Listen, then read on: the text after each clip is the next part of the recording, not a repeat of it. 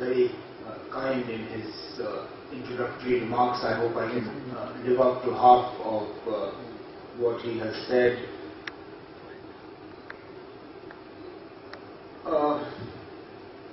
I have now been Chief Minister of the northernmost state of India for a little over 4.5 years. Before that I spent more than a decade in Parliament, and before that I had a brief stint in the private sector as well.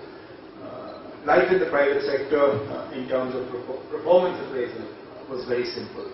I worked, my first job was in a hotel similar to this one, actually competition to this one, and I worked in the sales and marketing department of that hotel, and it was very easy. At the end of the month, how many hotel rooms had I sold, how many delegations had I brought in, how many banquets and conferences had I organized compared to other people on the sales team, what were my numbers, and I either had a good month or a bad month. If I had a succession of good months, I had a good year, and it was very straightforward. There was very little subjectivity involved in my performance appraisal. Similar was my second job. I went into one of our largest multi-product companies called ITC. Started as a tobacco company, but now has numerous other interests. I worked in global trade, the global trade division of theirs. We talked in terms of rupees and paisa, and again, very easy to assess performance. If I bought products at a reasonable price, sold them at a higher product, at a higher price, earned a decent profit for the company, my performance was judged to be acceptable, and so on and so forth. Having come into government, one realized that the standards used to assess performance in the private sector simply don't apply to us in the government. I can't tell an officer to show a profit, but I certainly hope he's not showing a profit, because there would be something seriously wrong in a whole lot of government activity if there was a profit being earned. And in most activities it probably wouldn't be legal either, and I don't know where that profit would be going.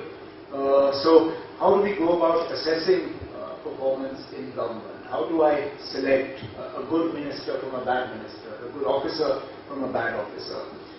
I then found that every year I was being asked to countersign what is called a performance appraisal of the bureaucrats at various levels. And that's where I found the worst form of subjectivity in how we assess performance of people. And our officers' careers are made and broken on that sort of assessment.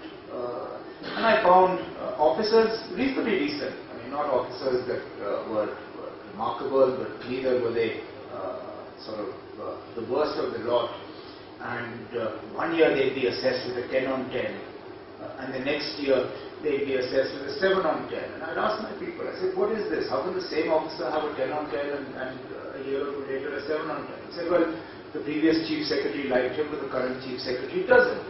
I said, well, that's a little unfair, because 10 on 10 makes him chief secretary material. I mean, if he gets a few good 10 on 10s over the course of his career, he will shine.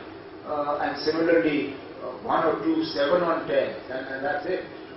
That person is not going anywhere.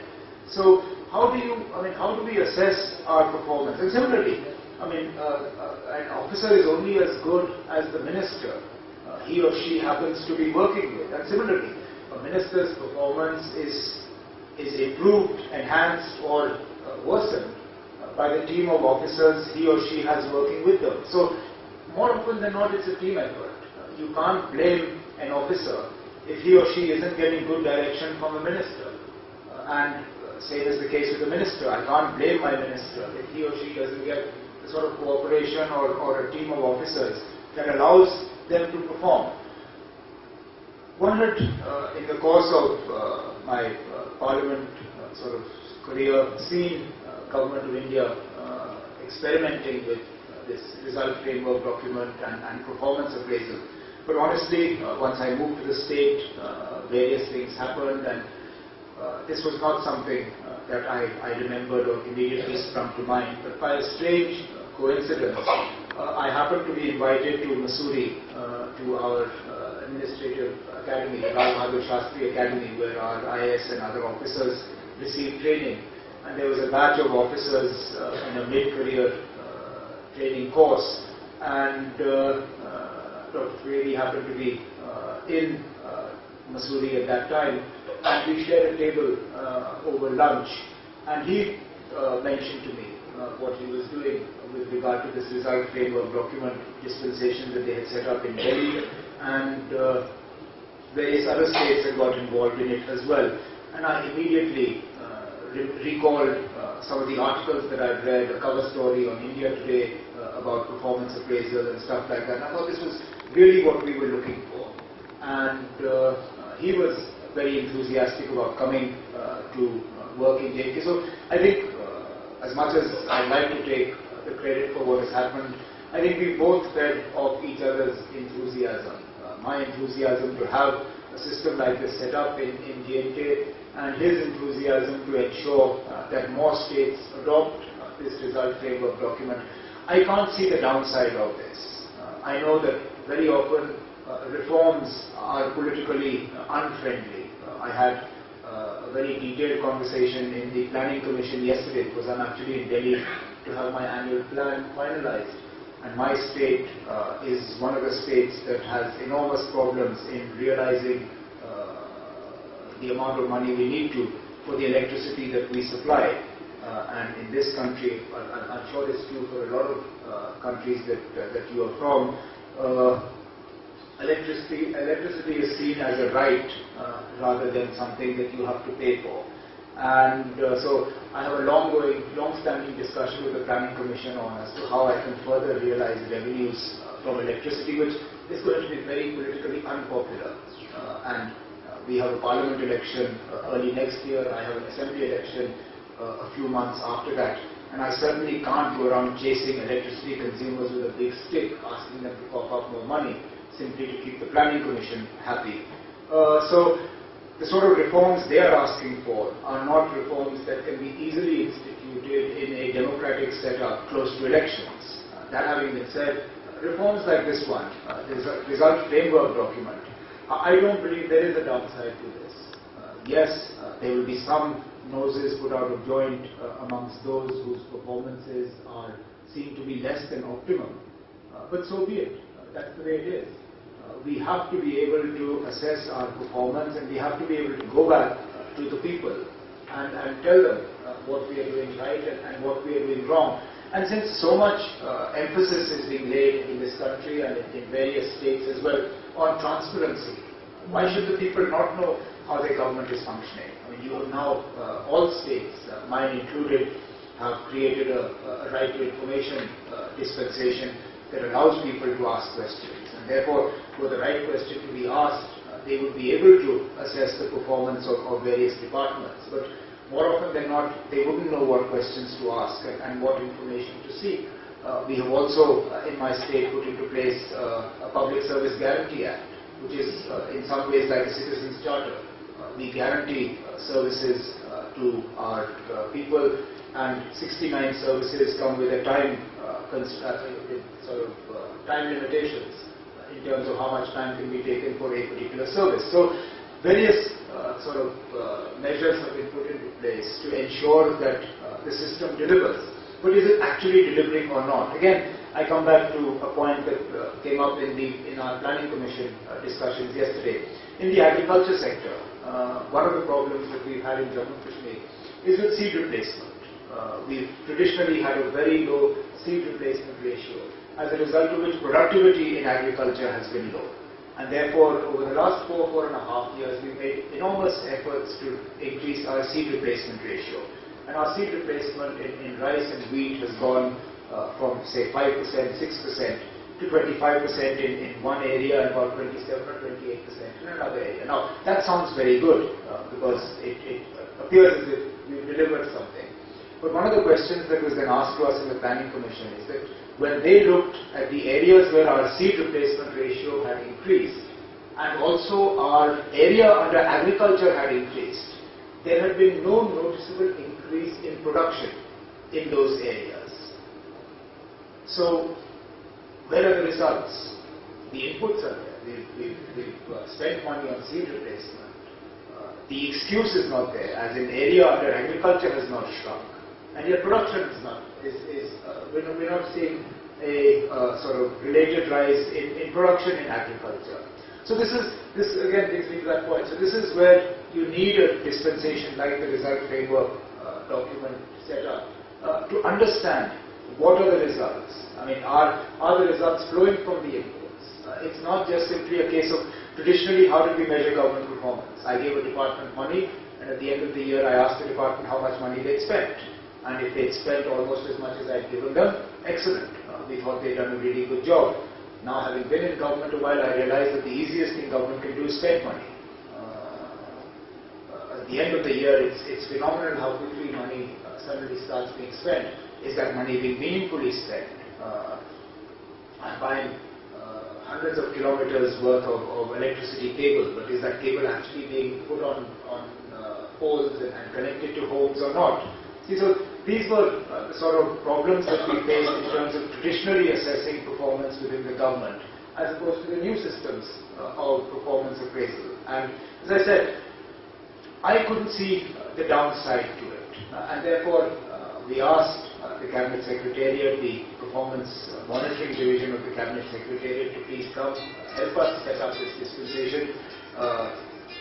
We toyed with the idea, should we go in for a pilot project to start with, one or two departments, and then extend it from there. But I thought, on the advice given by the experts, that look, it's better to just bite the bullet and go the whole hog in one shot. It's easier to just get started once and for all, and make sure everybody joins the system in the first instance. There were some murmurs in some areas, but I think once they realized how keen I was to ensure that this went through, we had a couple of good workshops, training exercises conducted, and today we have a situation where more than 30 departments now have the result framework documents prepared for this year. Obviously, we'll wait for the end of the year and be able to assess performance. I hope that I have 3 or 4 crucial departments that I myself am looking after, the general administration, home and power. So I am a little nervous as to how my own performance will be assessed. But that's the way it is. I mean, if there are lessons to be learned from it, great. I'm sure some of my ministers who I think are less than optimum in their performance may surprise me, and some of those who I think are doing an excellent job may disappoint me. But that's the whole purpose of this exercise. And therefore, I couldn't recommend it more highly. I know there are still states in this country that haven't adopted this system of performance appraisal, but I think it's something that all states should put into place. And therefore, those of you who have come from, I've seen the list of countries participating in it. It's a very wide sort of list of countries that you are representing here today. I don't know what sort of performance appraisal systems you follow in your countries, but this one, as perhaps one of the youngest adopters of this system in the country as of now, I don't have the results to share with you. Were this workshop to have taken place next year as opposed to this year, we would have had 1 full year of this system working. But as of now, in terms of early adoption, I think it's a fact that if a certain amount of political will is available, the system will adopt this sort of reform and will be the richer for it. And therefore, I'm actually here to actually thank Dr. Trivedi for spending the amount of time that he did with us. He has been very committed to helping out states like mine, and I hope in my participation here, I can repay the favor and encourage more people to adopt this framework for assessing performance. Because at the end of the day, we are all public servants, whether elected or officials. That's what we call ourselves, and that's what we are. it is our responsibility to deliver to the people. And our delivery will be better if we are able to assess our performance. And traditional systems of performance appraisal simply won't cut it in today's day and age. And therefore, this new system is available to us. I am a complete convert, and I'm looking forward to the first year's results so that we can go forward from there. And I think I'll end the opening remarks with this, because I believe there is a question and answer session, and I think a lot more gets done when we have a to and fro exchange of ideas rather than a monologue from here. Politicians traditionally love the sound of their own voices and love having a mic in front of them. It is almost impossible to silence one. I remember famously Fidel Castro standing in the front of the United Nations and placing his hanky over the warning lights because he simply was not going to shut up when the United Nations wanted him to. And the rest of us have the same problem as well. So I will resist the urge to go on and try and address some of the areas that you might want to touch upon in the question answer session that's going to follow. So thank you all very much.